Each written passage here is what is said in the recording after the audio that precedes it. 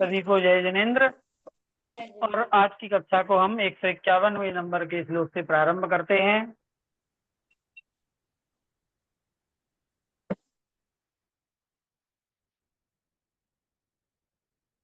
प्रतिक्षणमयं जनो नियत मुग्र दुःखातुरः क्षुधादिभिरभित्रयं तदुपशान्तये नादिकम्।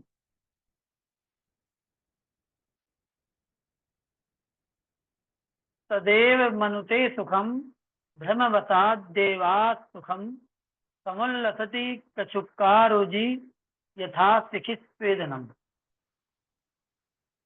151वें नंबर के श्लोक में आचार्य महाराज जैसे पिछले श्लोकों में हमारी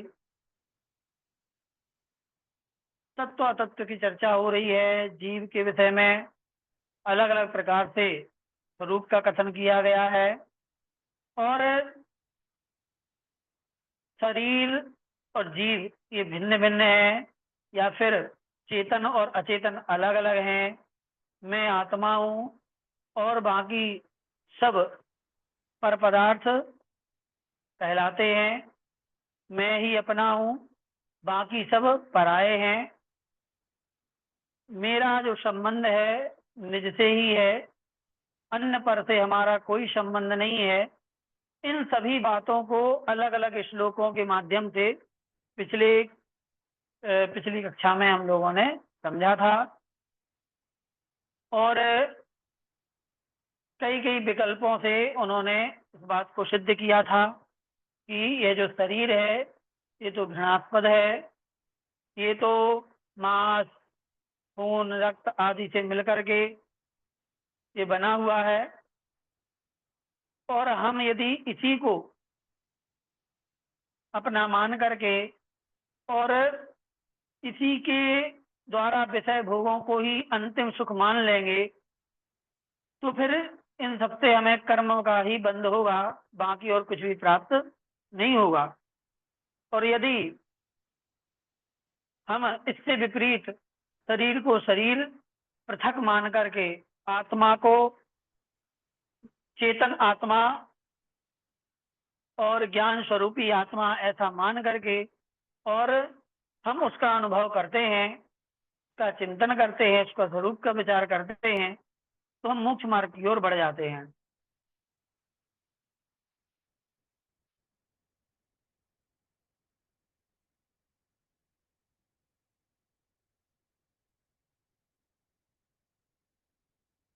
अब इस श्लोक में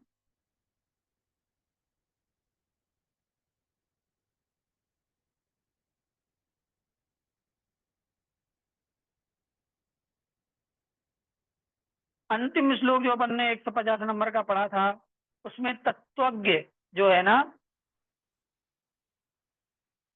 हाँ अभी शुरू होना है 151 नंबर का श्लोक। तत्वज्ञ जो है ना, तत्वज्ञ के बारे में अंतिम श्लोक में कहा था 150वें नंबर में कि जिन जीवों में निरंतर भोगों का अनुभव किया है, जिन जीवों ने निरंतर भोगों का अनुभव किया है उनका अनुभवों से उत्पन्न हुआ सुख अवास्तविक है, कल्पित है। और जो लोग निरंतर भोगों को ही भोग रहे हैं तो उनसे जो सुख हो रहा है वो अवास्तविक है, कल्पना मात्र है। और जो आत्मा से उत्पन्न सुख होता है वही वास्तविक है। और ऐसी श्रद्धा, ऐसा विश्वास जिसके अंदर आ गया है वही तत्वज्ञ है। ठीक है ना? इस लाइन को आप याद रख लीजिए कि जो जीव भोगों से उत्पन्न सुख को अवास्तविक मानते हैं और आत्मा से उत्पन्न सुख को वास्तविक मानते हैं वही जीव क्या है? तत्वज्ञ है, अर्थात तत्व का जानकार है। ठीक है ना?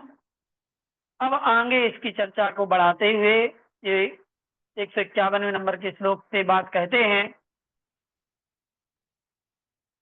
आज 137 नंबर का एक्सप्लेनेशन नहीं करेंगे, ठीक है? हम उसको हम बताएंगे जब करना है, क्योंकि वो मैटर ही अलग है।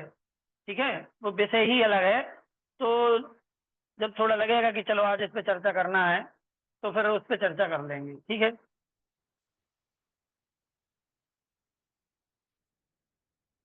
चलिए, कहते हैं कि यह प्राणी प्रति समय क्षुधा तथा आदि के द्वारा अत्यंत तीव्र दुख से व्याकुल होकर,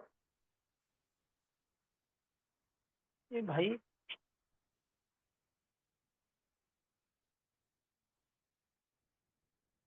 यह प्राणी प्रति समय भूख प्यास आदि के द्वारा जो तीव्र दुख है उससे व्याकुल होकर उनको शांत करने के लिए अन्न एवं पानी आदि का आश्रय लेता है और उसे ब्रह्मवत सुख मानता है, परंतु वास्तव में वह दुख ही है। यह सुख की कल्पना इस प्रकार है जैसे कि खुजली के रोग में अग्नि के सेक से होने वाला सुख है। क्या बात कही, समझ में आ गई होगी आपको।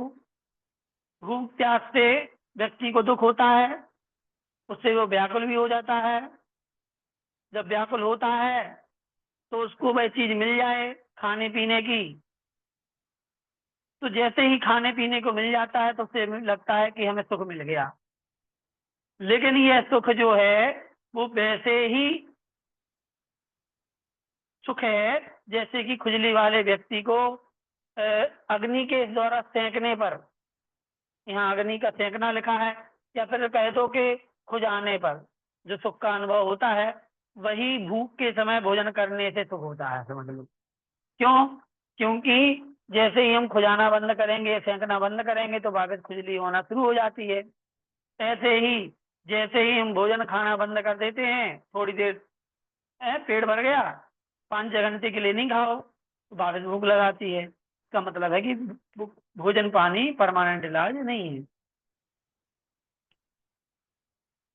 आत्मा स्वयं परमेक्षते यदि समं तेनैव संचेक्षते तस्माएव हि ततोऽपि च सुखी तस्यैव संबन्धभाक् तस्मिन्नेव गतो भवत्यविरता नन्दात्मताम्भोनिधि किञ्चान्यत् सकलोपदेशनिवहत्यैतः रहस्यं परम्।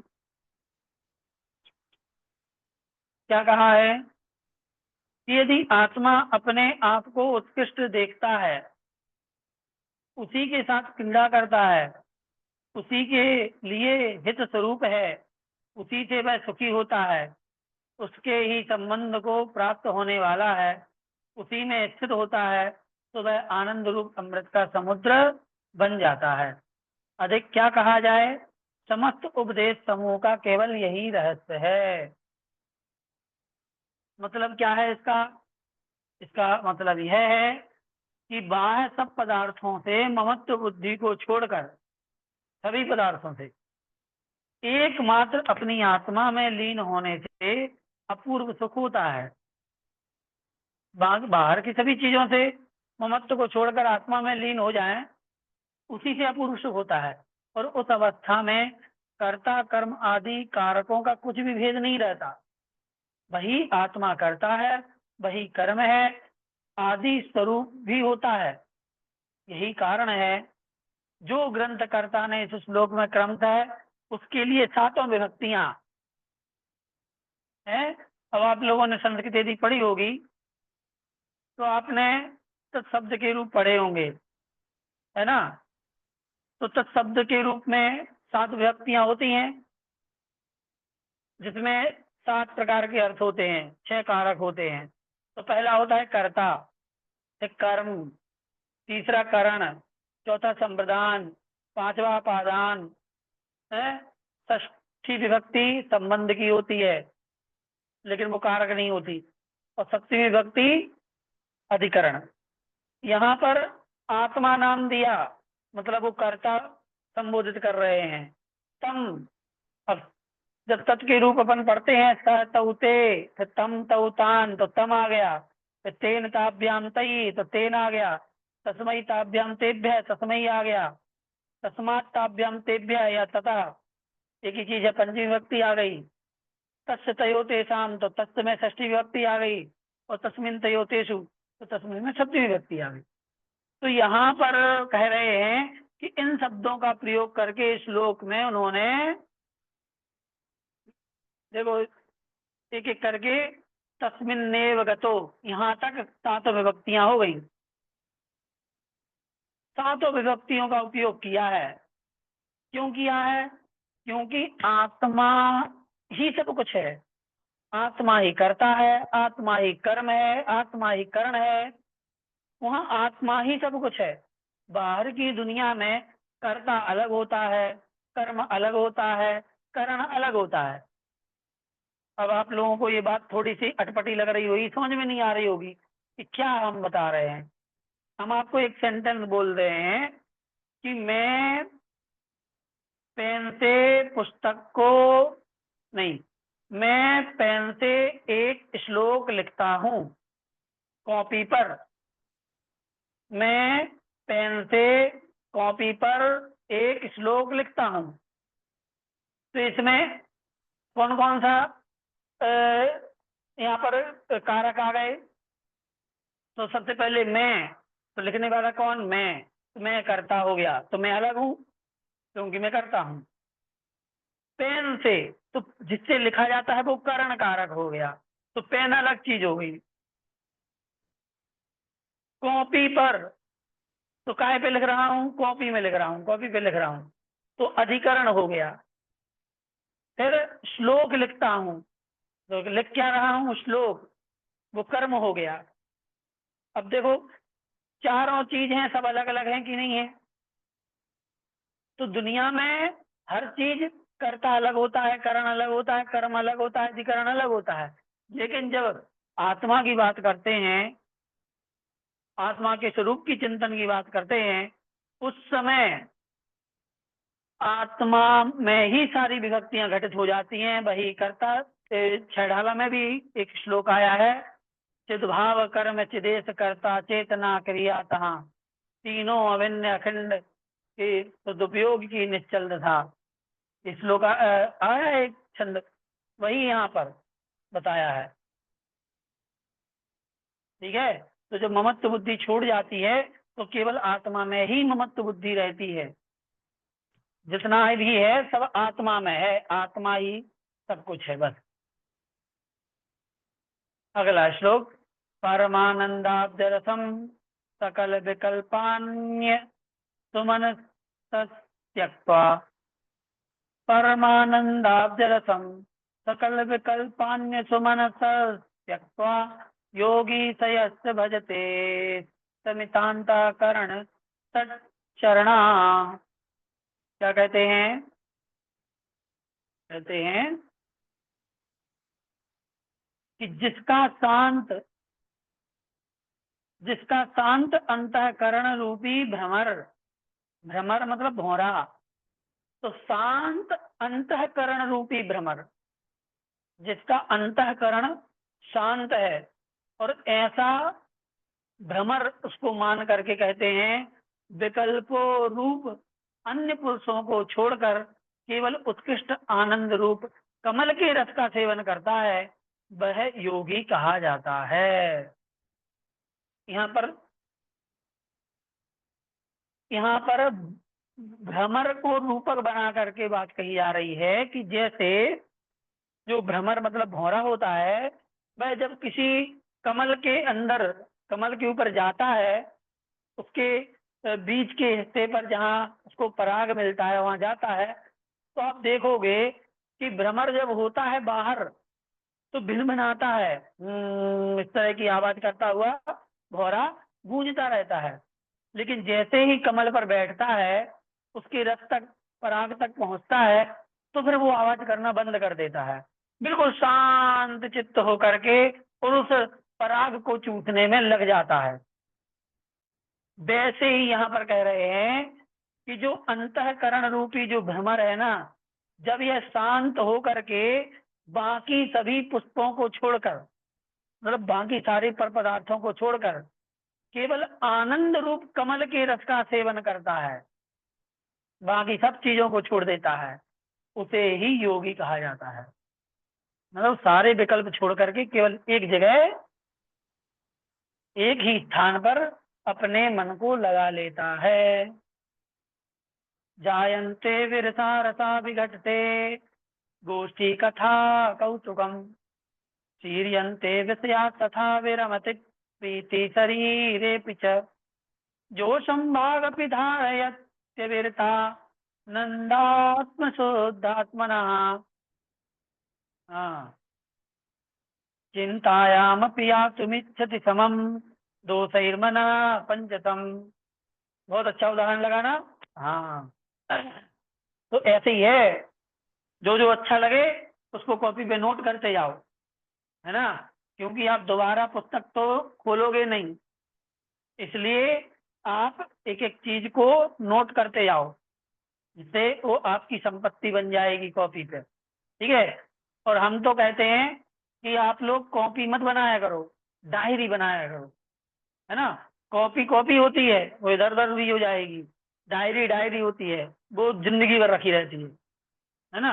इसलिए क्या कहते हैं कि नित्य आनंद स्वरूप शुद्ध आत्मा का विचार करने पर रस नीरस हो जाते हैं। बड़ी गजब की बात कही। क्या बात कही कि आनंद स्वरूप शुद्ध आत्मा का विचार करने पर, जब आनंद स्वरूप शुद्ध आत्मा का विचार करते हैं, देखो यहाँ पर भी शुद्ध आत्मा की चर्चा हो रही है। इसी चर्चा को जब मुमुक्षु लोग जब बात करेंगे, यहाँ पर व्याख्या करेंगे, मुमुक्षु वो एकांतवादी जो सोनगढ़ी जिन्हें अपन कहते हैं, वो जब इसी की व्याख्या करेंगे ना, तो यहाँ कहेंगे कि नित्य आनंद स्वरूप शुद्ध आत्मा का अनुभव करने पर। और यहाँ क्या लिखा है इन्होंने अर्थ में, आनंद स्वरूप शुद्ध आत्मा का विचार करने पर रस नीरस हो जाते हैं। मतलब कहने का ये है कि अनुभव करना एक अलग लेवल है, और विचार करना, चिंतन करना, उसको समझना, और फिर यदि आप उस समझने को ही अनुभव कहो तो बात अलग है। लेकिन शुद्धोपयोग और अनुभव वो अलग लेवल कहलाता है। हमारे आप का जो विषय होता है वो केवल मात्र चिंतन, विचारण और उसको अवगमन, जिसे अपन समझना कहते हैं, वहीं तक सीमित रहता है। अनुभव मतलब कि शुद्ध आत्मा में डुबकी लगाना, लीन करना, वो होता है। वो हमारे बस की बात नहीं होती है, जब तक कि कपड़े टंगे हुए हैं और इस शरीर पर और कथाएं भरी हैं अपने मन और आत्मा में, तब तक नहीं हो सकता। इसलिए देखो, नित्य आनंद स्वरूप शुद्ध आत्मा का विचार करने पर रस नीरस हो जाते हैं। बाहरी रस जितने हैं उनमें रस नहीं आता। परस्पर के संलाप रूप कथा का कौतूहल नष्ट हो जाता है। संलाप मतलब गप्पे, तो परस्पर जो गप्प लगाते हैं, उन गप्पों में जो आनंद आता है वो आनंद फिर नष्ट हो जाता है। फिर गप्पों में आनंद नहीं आता, विषय भी नष्ट हो जाते हैं। शरीर के विषय में भी प्रेम नहीं रहता, शरीर के प्रति भी ज्यादा प्रेम नहीं रहता। वचन भी मौन को धारण कर लेता है, तथा मन दोषों के साथ मृत्यु को प्राप्त करना चाहता है। मन भी क्या करना चाहता है, मृत्यु को प्राप्त करना चाहता है, कि हमें अब कुछ भी सोचना विचारना नहीं है, सिर्फ एक जगह स्थिर रहना है। ठीक है। तो ऐसा कौन करता है, जिसे आनंद स्वरूप शुद्धात्मा का विचार के स्वरूप का चिंतन निरंतर आने लगता है। आत्मय का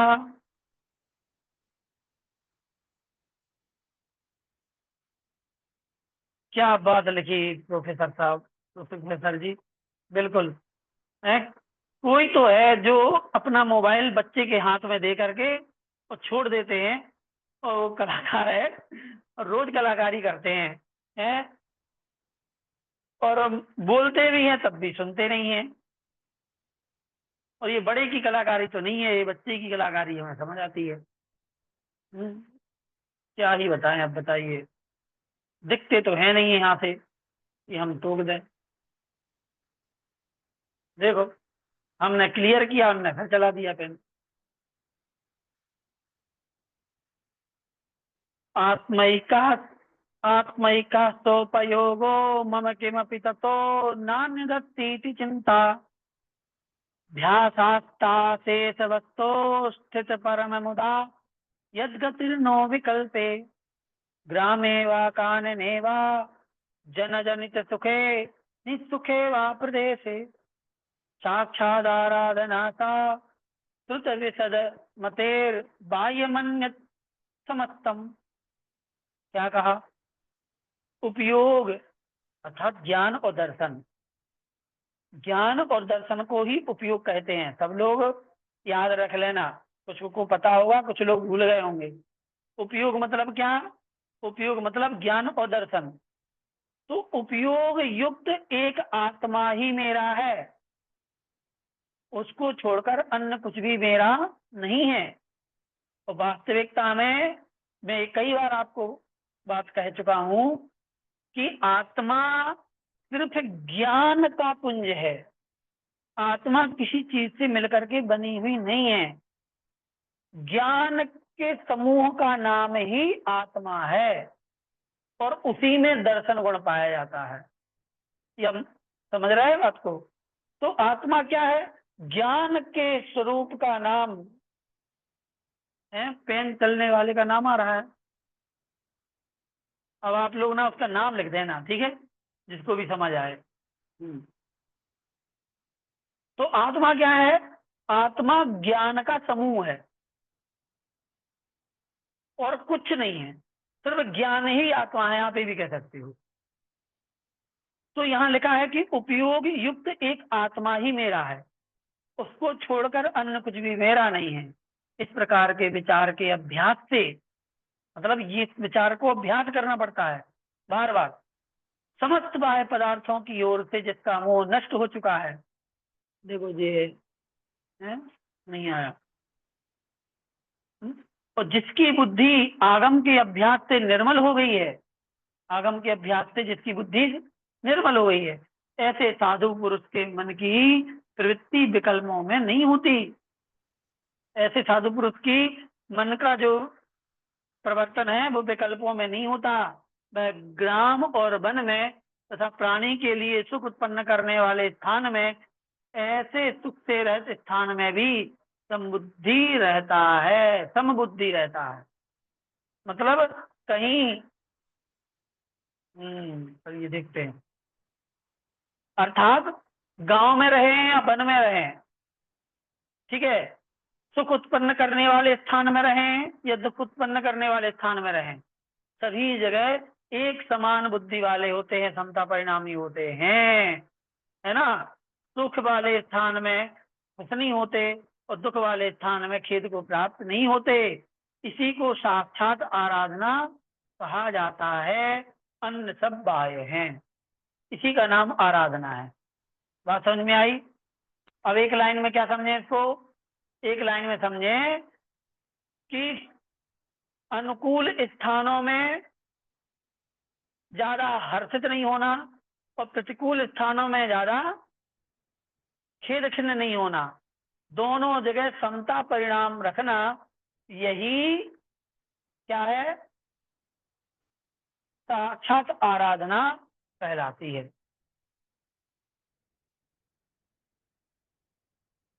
यद्यंतर्निहितानि खानि तपसा बाह्येन किं फाल्गुना नैवांतर्निहितानि खानि तपसा बाह्येन किं फाल्गुना।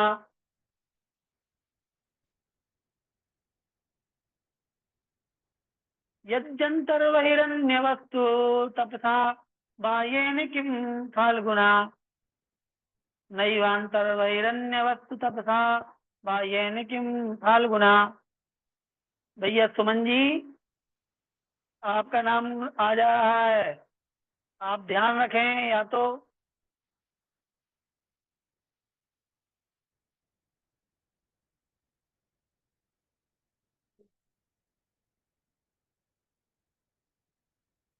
सुमन जी कृपया आप पेन से दूर रहें।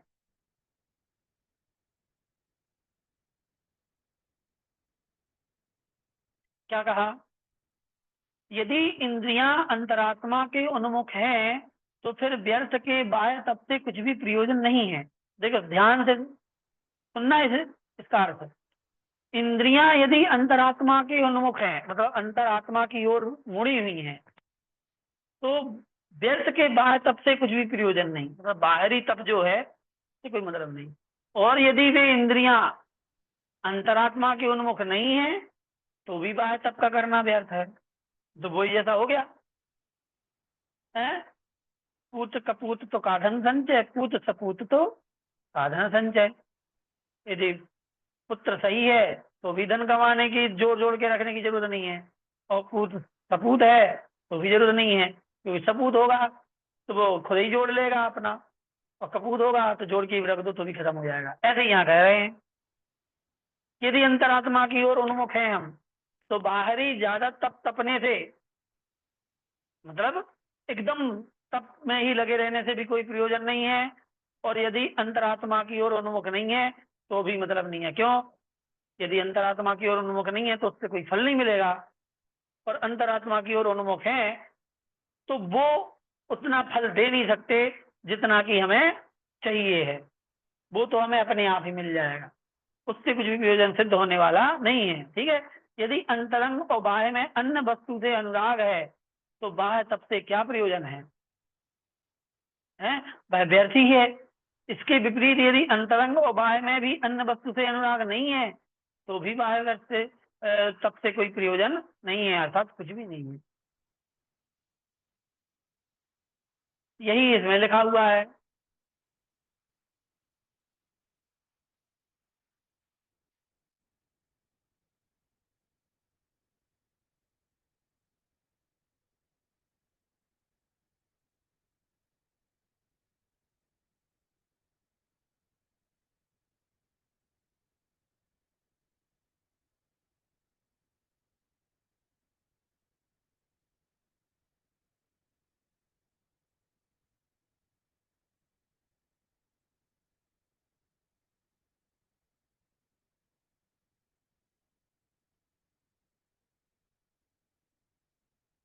इस तात्पर्य को यहाँ से पढ़ते हैं, पूरा नहीं पढ़ रहे। तात्पर्य यह है कि बाह्य तपस्चरण के पूर्व में इंद्रिय दमन, राग द्वेष का समन और मन वचन एवं काय की सरल प्रवृत्ति का होना अत्यावश्यक है। इनके होने पर ही बाह्य तपस्चरण सार्थक हो सकेंगे, अन्यथा उसकी निरर्थकता अनिवार्य है। मतलब यदि हमारा अंतरंग में अंतरंग की ओर हमारा ध्यान है, तो फिर बाहरी तप आदि कर्म करेंगे। यदि अंदर की तरफ हमारा उन्मुखीकरण नहीं है, तो फिर बाहरी तप भी कोई काम नहीं करेंगे, वो व्यर्थ चले जाएंगे। शुद्धम भागतिवर्ति तत्वमितरत् वाच्यम च तद्वाचिकम शुद्धादेशयति प्रभेद जनकम शुद्धेतरत्कल्पितम तत्राद्यम त्रयणीयमेव सुदशाम शेषद्वयोपायता सापेक्षा न संहति फलवती संजायते नान्यथा।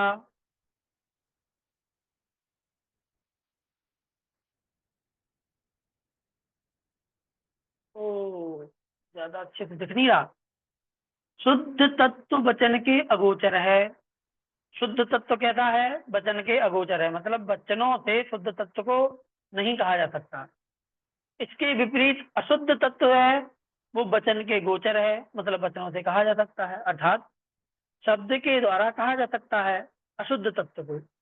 शुद्ध तत्व को ग्रहण करने वाला है वह शुद्धादेश कहा जाता है, तथा जो भेद को प्रकट करने वाला है वह शुद्ध से इतर अर्थात अशुद्ध न कल्पित किया जाता है। सम्यक दृष्टि के लिए शेष दो उपायों से प्रथम शुद्ध तत्व का आश्रय लेना चाहिए। ठीक ही है, क्योंकि नयों का समुदाय परस्पर सापेक्ष होकर ही प्रयोजनीभूत होता है। परस्पर की अपेक्षा न करने पर वह निष्फल हो जाता है। मतलब शुद्ध तत्व है और अशुद्ध तत्व है। यदि शुद्ध तत्व की तरफ जाएंगे तो हम उसका वचनों से कथन नहीं कर पाएंगे। शुद्ध तत्व को वचन से हम कितना भी कह लें, लेकिन जैसे कि शर्करा है, उस शर्करा के मतलब शक्कर के मीठेपन को हम कितना भी आपके सामने बता दें, लेकिन हम उसके स्वाद का अनुभव आपको नहीं करा पाएंगे। उसके स्वाद को हम कह सकते हैं कि मीठा होता है, स्वादिष्ट होता है, ये होता है, वो होता है, लेकिन जो उसका मीठापन है, उस मीठेपन को तो तभी आप एहसास कर पाएंगे जब हम उसको अपने जीभ पर रखेंगे। ऐसे ही आत्मा शुद्ध है, और शुद्ध आत्मा का स्वरूप ये है, शुद्ध आत्मा ऐसा होता है, ऐसा होता है कि हम वचनों से कितना भी कह दें, लेकिन जो उसका शुद्ध तत्व का अनुभव है, वो अनुभव करने पर ही वह पता चलता है। वो वचनों से आपको अनुभव नहीं कराया जा सकता। इसलिए यहाँ कहा है अशुद्ध तत्व को कहा जा सकता है, शुद्ध तत्व को वचन से नहीं कहा जा सकता। इसलिए सम्यक दृष्टि को शेष दो उपायों से प्रथम शुद्ध तत्व का आश्रय लेना चाहिए। ठीक है। नयों का समुदाय परस्पर सापेक्ष होकर वियोजनीभूत होता है।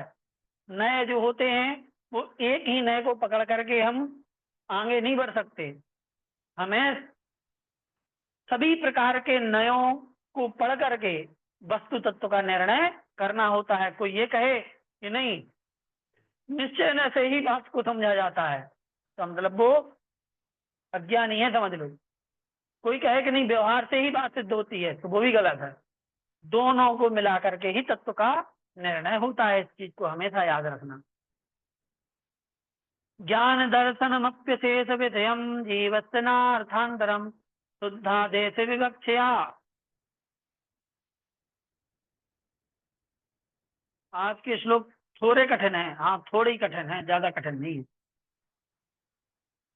ज्ञानम दर्शनमप्यशेष विधेयम जीवत्सनार्थांतरम शुद्धा देश विवक्षया सही तथा चिद्रूपी चिच्यते पर्यायैश्च गुणैश्च साधु विदिते तस्मिन् गिरा सद्गुरो ज्ञातम किम न विलोकितम न किमथ प्राप्तम न किम योगिभिः। क्या कहा कि शुद्ध न की अपेक्षा समस्त पदार्थों को विषय करने वाला ज्ञान और दर्शन ही जीव का स्वरूप है। जीव का स्वरूप क्या है? शुद्ध न की अपेक्षा समस्त पदार्थों को विषय करने वाला, शुद्ध न की अपेक्षा वही ज्ञान और दर्शन जीव का स्वरूप है, जो शुद्ध न की अपेक्षा से सभी पदार्थों का विषय बनाए।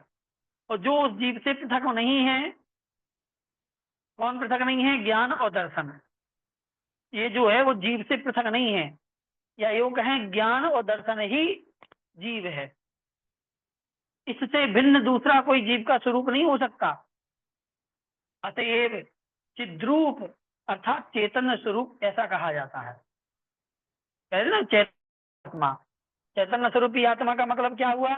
ज्ञान दर्शन से युक्त आत्मा। ठीक है। उत्तम गुरु के उपदेश से अपने गुणों और पर्यायों के साथ उस ज्ञान दर्शन स्वरूप जीव के भले प्रकार जान लेने पर योगियों ने क्या नहीं जाना, क्या नहीं देखा और क्या नहीं प्राप्त किया। अर्थात जीव के स्वरूप को जान लेने पर अन्य सब कुछ जान लिया, देख लिया, प्राप्त कर लिया, ऐसा समझना चाहिए। समझ गए? हमने समझ लिया है। ठीक है। कैसे? और गुरु के उपदेश से होगा, ये अपने मन से नहीं होगा।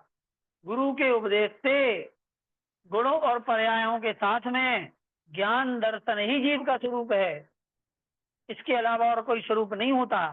यही यदि हमने देख लिया, जान लिया, पहचान लिया, इसका मतलब है कि हमने जीव के स्वरूप को जान लिया है। द्रव्य संग्रह का विषय है, बिल्कुल। हाँ देखो, जीव द्रव्य ही तो है, जहां भी चर्चा होगी समझ लो द्रव्य संग्रह है। ठीक है। इसलिए ऐसा समझना चाहिए कि हमने जीव के स्वरूप को समझ लिया। तो कुल मिला के ये है कि जो जीव का स्वरूप कैसा होता है? गुण पर्यायों से सहित ज्ञान दर्शन ही जीव का स्वरूप है। इतना समझ लो कि समझ गए आप। ठीक है। तो आप लोग समझ गए बहुत अच्छी तरीके से।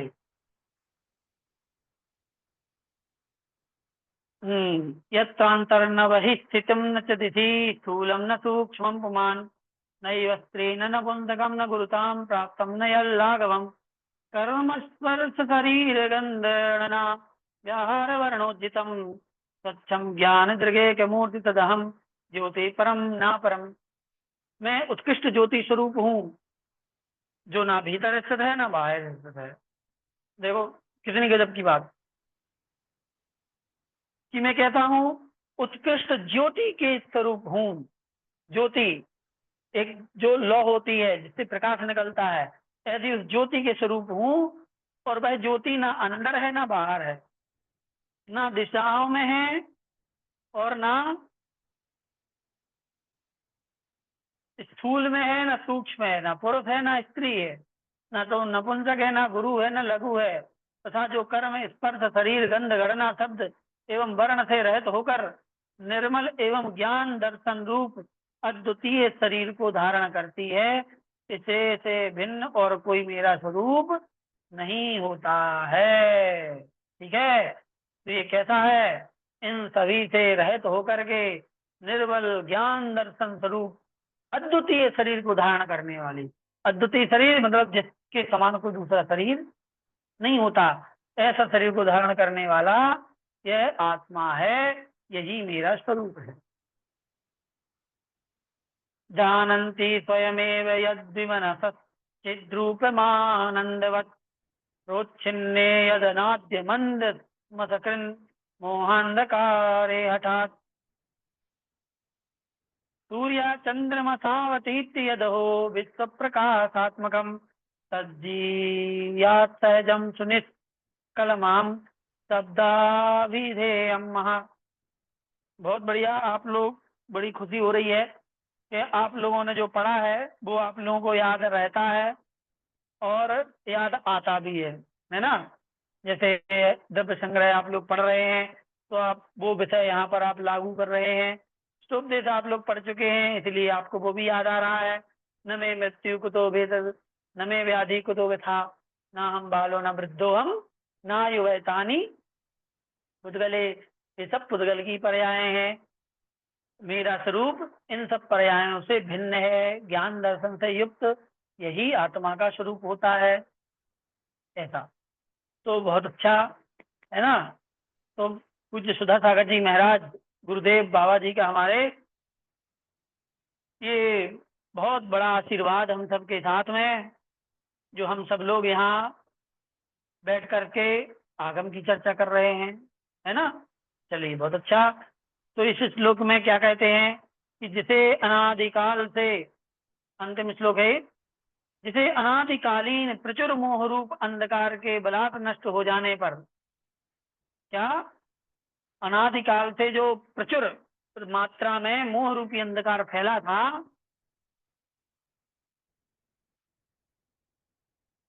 उस मोह रूपी अंधकार को बलात् मतलब बलपूर्वक जबरदस्ती नष्ट हो जाने पर मन से रहित हुए सर्वज्ञ स्वयं ही जानते हैं। मन से रहित होकर के फिर वो सर्वज्ञ बन जाते हैं। वो स्वयं जानते हैं जो चेतन स्वरूप है, आनंद से युक्त है, अनादि है, तीव्र है, निरंतर रहने वाला है, तथा जो आश्चर्य है, सूर्य व चंद्रमा को भी तिरस्कृत करके समस्त जगत को प्रकाशित करने वाला है। वह अहम शब्द से कहा जाने वाला शरीर रहित स्वाभाविक तेज जयवंत हो। क्या कहा? अहम, अहम मतलब मैं, अहम शब्द से कहा जाने वाला ऐसा वह स्वाभाविक तेज। देखो आत्मा क्या है? आत्मा हमने उसका नाम रख दिया, वो तो केवल ज्ञान का पुंज है। वह एक तेज है, वह एक शक्ति है, वह केवल एक प्रकाश का पुंज है, ज्ञान का पुंज है, उसी का नाम आत्मा है। इसलिए यहाँ पर अलग अलग जगह पर अलग अलग शब्दों का प्रयोग करके हमें समझाना चाहते हैं कि यह क्या है। तो जब यह शुद्ध स्वरूप को प्राप्त होता है तो फिर क्या होता है कि चेतन स्वरूप आनंद से संयुक्त होकर के अनादि तीव्र निरंतर रहने वाला है और सूर्य और चंद्रमा के भी प्रकाश को तिरस्कृत करने वाला है और अहम शब्द से इसको जाना जाता है। जैसे ही कहोगे कि आत्मा को कैसे जाने, तो बोलो कि तुम कौन, कि मैं ए हूँ, तो मैं ए हूँ, मैं राकेश शास्त्री हूँ, तो मैं राकेश शास्त्री, तो राकेश शास्त्री तो संज्ञा हो गई, जो मैं है ना यही आत्मा का बोधक है। ठीक है, चलिए बहुत अच्छे, आज की कक्षा को यहीं पे समाप्त करते हैं। सभी को जय जिनेन्द्र। बहुत सारे लोग तो चले ही जाते हैं बीच में, मैं ज्ञानानंद स्वभावी हूँ, बिल्कुल सही है। चलिए द्वाशांग जगवाणी माता